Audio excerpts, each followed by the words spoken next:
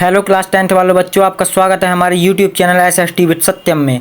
आज है हमारी वीडियो का पार्ट 2 जिसमें हम कवर करने वाले हैं संसाधन एवं विकास चैप्टर को। आज यह हमारा टॉपिक है संसाधन नियोजन। संसाधन नियोजन क्या कहलाता है?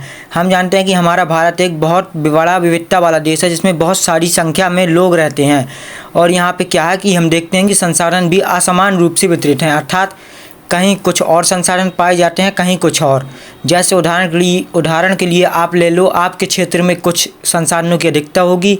जैसे अरुणाचल प्रदेश में जल की अधिकता है, मध्य प्रदेश झारखंड में हम देखते हैं हमें खनिजों की क्या मिल जाती है, अधिकता देखने को मिल जाती है। इसी तरह आपके क्षेत्र में भी कुछ संसाधनों की अधिकता होगी। राजस्थान और गुजरात में पवन ऊर्जा और सौर ऊर्जा की अधिकता हो जाती है। संसाधन नियोजन बेसिकली एक क्या कहलाती है, योजना कि मतलब जो संसाधन की कम है उन्हें हम कैसे उपयोग करें ताकि वो भविष्य में लंबे समय तक चलें। अर्थात संसाधन नियोजन क्या कहलाता है? संसाधनों का विवेकपूर्ण उपयोग करना ही क्या कहलाता है? संसाधन नियोजन। संसाधनों का विवेकपूर्ण उपयोग करना ही क्या कहलाता है? संसाधन नियोजन। संसाधन नियोजन एक प्लानिंग है। इसके बाद हमारा नेक्स्ट टॉपिक है भारत में संसाधन नियोजन।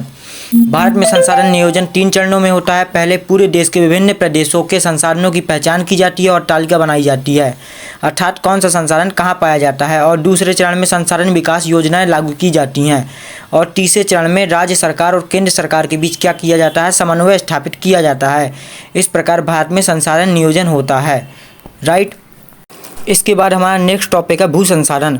हम जानते हैं कि हमारे देश में क्या है, विभिन्न प्रकार की भू आकृतियाँ हैं जिनमें हमें पर्वत भी देखने को मिल जाते हैं, पठार भी, मैदान भी देखने को मिल जाते हैं। जिनमें मैदान कुल भूमि का 43%, पर्वत हैं 30% और पठार हैं 27%।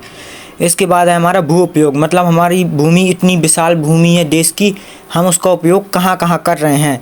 सबसे पहले एक हमने बहुत बड़ा हिस्सा क्या किया है, वनों के लिए आरक्षित किया है। 1952 की वन नीति के तहत हमने 33% क्षेत्र वनों के लिए आरक्षित किया है। उसके बाद है हमारा बंजर भूमि। बंजर भूमि में भी हमें बहुत सारी भूमि देखने को मिल जाती है।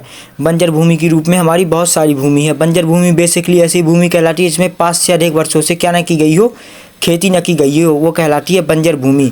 इसके बाद हमें मिल जाता है तीसरा प्रकार देखने को हमारा गैर कृषि प्रयोजन में लगाई गई भूमि। यह ऐसी भूमि होती है जहां हम कृषि कर सकते थे और फसल भी उग सकती थी, परंतु हम देखते हैं कि वहां पे कृषि नहीं हो रही है और वहां पे हम देखते हैं कि हमारी बिल्डिंग खड़ी हैं, वहीं पे हमारे उद्योग चलते हैं, वहीं पे हमारा स्कूल है, वहीं पे हमारी सड़क बिछी हुई है। ऐसी भूमि क्या कहलाती है? गैर कृषि प्रयोजन में लगाई गई भूमि कहलाती है, राइट। इसके बाद हमें हमारी भूमि का चौथा प्रकार दिख जाता है गोचर भूमि के रूप में। यह ऐसी भूमि होती है जहाँ पे क्या होता है, पशु पक्षी चरा करते हैं, मतलब पशु पक्षी अपने भोजन खाया करते हैं, घास आस चरा करते हैं। इसे क्या कहते हैं? गोचर भूमि।